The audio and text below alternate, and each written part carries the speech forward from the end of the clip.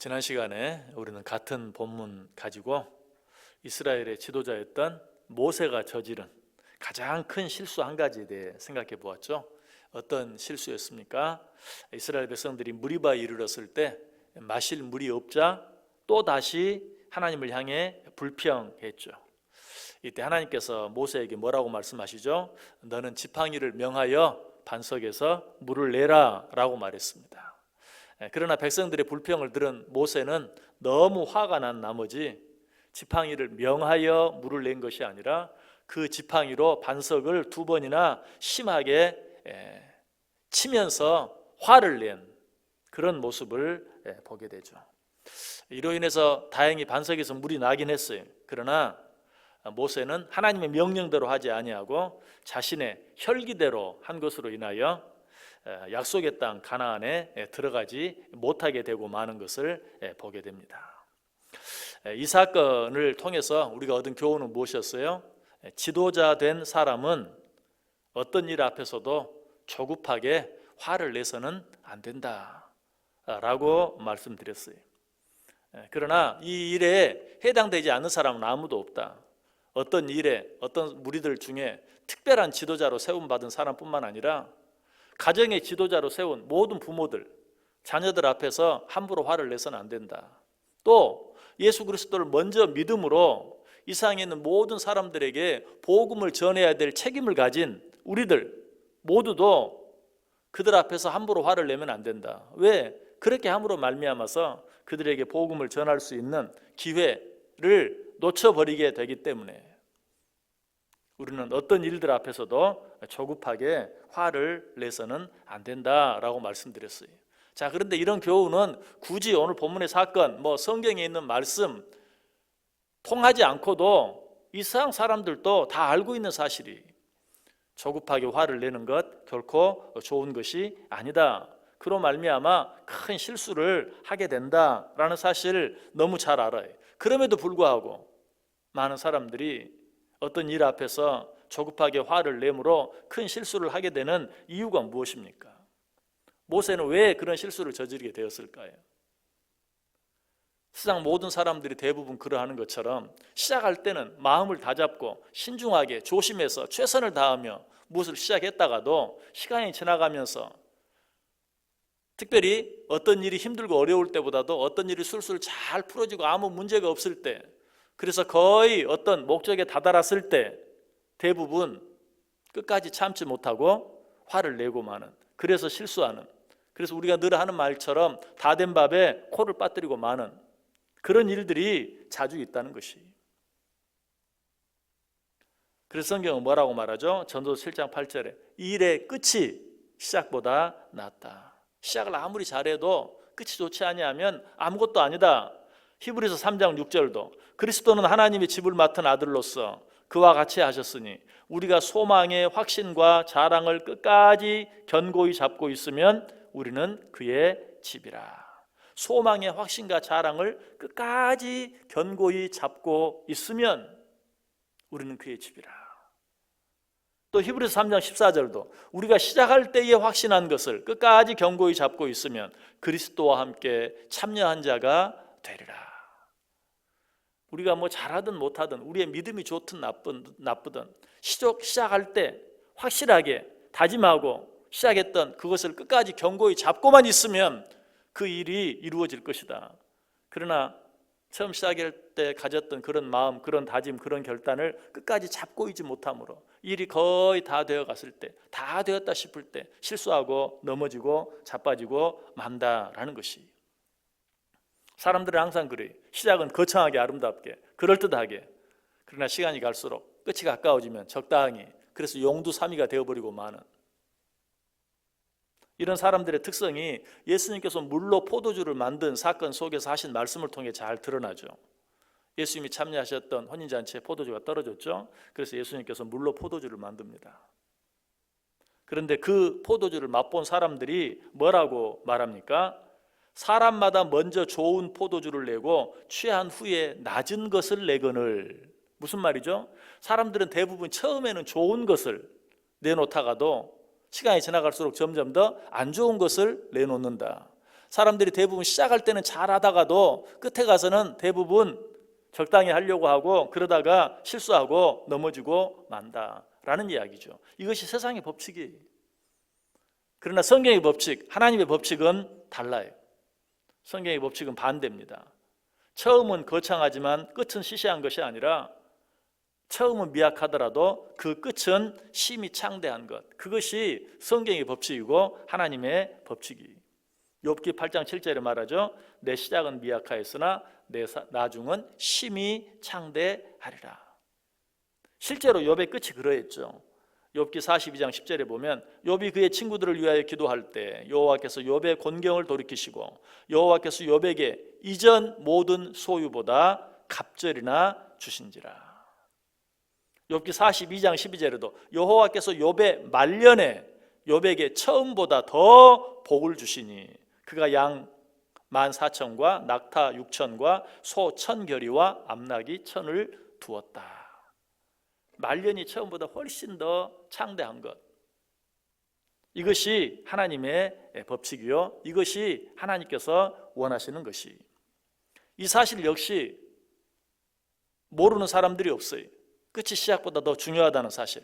그럼에도 불구하고 왜 많은 사람들이 시작은 멋지게 하는데 끝은 흐지부지하게 되고 마는가? 처음에는 잘하다가 끝에 가서 실수하고 넘어지고 자빠지는가? 아까 솔로몬이 이야기했던 전도서 7장 8절 말씀 다시 한번 읽어볼게요. 이 일의 끝이 시작보다 낫고 참는 마음이 교만한 마음보다 낫다. 여기 보면 참는 마음이 교만한 마음보다 낫다. 왜 이 말을 이 일의 끝이 시작보다 낫다라는 말 뒤에 이어서 했을까요? 그것은 결국 참지 못하는, 끝까지 참지 못하는 마음 때문에. 그런데 우리가 기억해야 될 것은 솔로몬이 끝까지 참지 못하는 마음을 뭐라고 말하고 있는가? 교만한 마음이라고 말하고 있어요. 사실 이 말씀은 이렇게 돼야 되죠. 이 일의 끝이 시작보다 낫고 참는 마음이 참지 못하는 마음보다 낫다, 이렇게 말해야 되죠. 그런데 참는 마음이 교만한 마음보다 낫다. 결국 참지 못하는 마음은 교만한 마음이다. 모세가 왜 이스라엘 백성들이 불평하는 모습을 보면서 화를 내고 말았을까요? 끝까지 참지 못하고 화를 내고 말았을까요? 그로 말미암아 하나님 앞에서 큰 실수를 저지르게 되고 약속의 땅 가나안에 들어가지 못하게 되었을까요? 결국은 교만했기 때문이에요. 교만했기 때문에 참지 못했어요. 하나님 앞에서 불평하는 이스라엘 백성들을 보고 너희는 왜 그 모양이냐? 왜 그것밖에 되지 않느냐? 나는 그러지 않는데, 정작 불평할 사람은 난데 나는 참고 있는데 너희는 왜 그 모양이냐?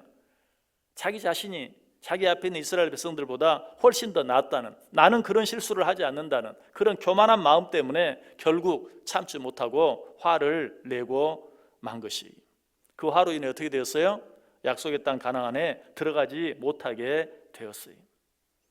어떤 일이나 사람 앞에서 마음이 교만해지면 내가 너보다 낫다, 나는 너 같지는 않다, 나는 너 같이 하지는 않는다 하는 생각이 드는 순간 더 이상 참지 못하게 돼요. 참지 못하면 어떻게 돼요? 결국 실수하게 되고 넘어지게 돼요. 실수하고 넘어지게 되면 어떻게 돼요? 하나님께서 약속하신 약속의 축복을 눈앞에 놓고 놓치고 마는 것이. 그러나 끝까지 겸손함으로 참고 견디면 어떻게 됩니까? 예수님께서 뭐라고 말씀하시죠? 마태복음 24장 13절에 끝까지 견디는 자는 구원을 얻으리라. 여러분, 이 말씀이 단순히 끝까지 견디기만 하면 구원받지 못한 자가 구원을 받게 된다, 그런 의미가 아니.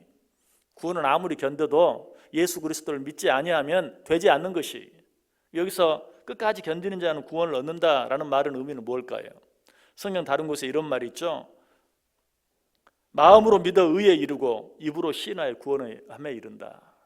이 말씀 여러 번 설명을 드렸는데요. 마음으로 믿어 의에 이르고 입으로 시인하여 구원함에 이른다. 이 말은 마음으로 믿어도 소용이 없다, 입으로 시인해야 구원 얻는다, 이런 의미라고 그랬습니까? 아니, 마음으로 믿으면 구원 얻어요. 그런데 입으로 시인함으로 구원함에 이른다라는 말의 의미는 뭐예요?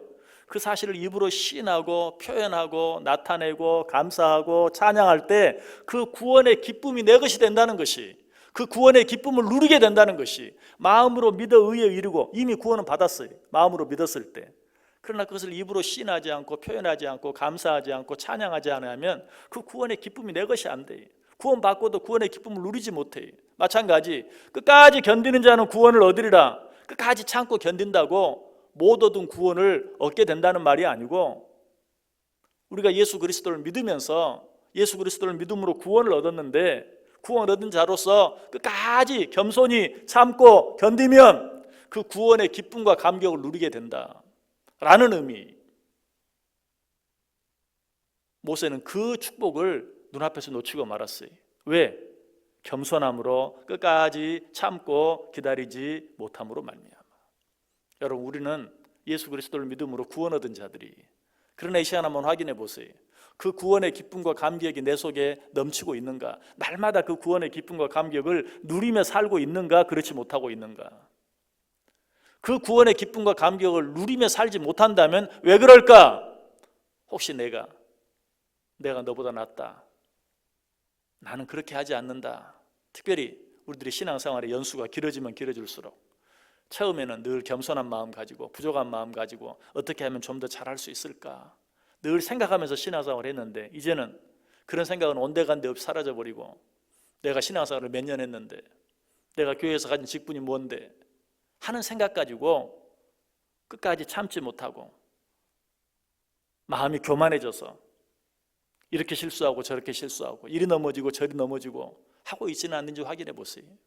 바로 그것 때문에 우리가 구원의 기쁨과 감격을 누리지 못하는 거예요. 구원의 기쁨과 감격은 언제 누리게 된다고요? 겸손함으로 끝까지 참고 기다리고 견디는 자들, 그런 자들이 구원의 기쁨과 감격을 얻고 누리게 될 것이다. 오늘 하루 어떻게 살기를 원하세요? 항상 평안하다, 안전하다 할 때 우리에게 여러 가지 많은 시험이 닥쳐와요. 문제가 있고 힘들고 어려울 때가 아니라 아무 문제도 없고 어려움도 없을 때 우리가 어떤 시험에 걸려서 넘어지게 돼요. 여러분, 그런 때일수록 어떻게 해야 돼요? 더 겸손히 나 자신을 한번 돌아보면서 처음 시작할 때의 그 처음 마음, 첫사랑, 처음 다짐, 처음 결심들을 생각하면서 다시 한번 우리의 마음을 다잡고 다른 사람을 나보다 낫게 여기는 겸손한 마음 가지고 살아가야 돼요. 그렇게 할 때만 실수하지 않아요. 그런 겸손한 마음이 있을 때만 넘어지지 않아요. 성경이 뭐라고 말하죠? 섰다고 생각하는 자는 넘어질까 조심하라. 섰다고 생각하는 순간 넘어지는 거예요. 모세가 그러했어요. 처음 출애굽할 때 얼마나 힘들고 어려운 과정이 많았습니까? 그러나 그 과정 속에서도 실수하지 않고 잘 인도했어요, 이스라엘 백성들을. 그러나 이제 거의 다 되었다 싶을 때, 약속의 땅이 눈앞에 있을 때 처음 가졌던 그 마음, 그 겸손한 마음 갖지 못하고 마음이 교만해져서 참지 못하고 실수하고 만 거예요. 넘어지고 만 거예요. 그로 말미암아 약속의 축복을 놓치고 만 것이. 오늘 하루 다시 한번 우리의 마음을 돌이키고 우리가 첫사랑을 잊어버리진 않았는지, 첫 다짐, 첫 결단을 잊어버리진 않았는지, 혹은 이제 모든 일들이 잘 되어지고 어려움이 없고 어느 정도 평안해지고 아무 문제가 없는 것 같은 것으로 인해서 내 마음이 오히려 교만해져서 하나님과 멀어지고 사람들 앞에서 실수하고 있지는 않는지 다시 한번 우리의 마음을 돌아보고 다시 한번 하나님 앞에서 사람들 앞에서 납작 엎드려 겸손해짐으로 말미암아 구원받은 자로서 구원의 기쁨과 감격을 이 하루도 풍성히 누리며 살아가는 저와 여러분 꼭 될 수 있기를 주님의 이름으로 간절히 축원합니다.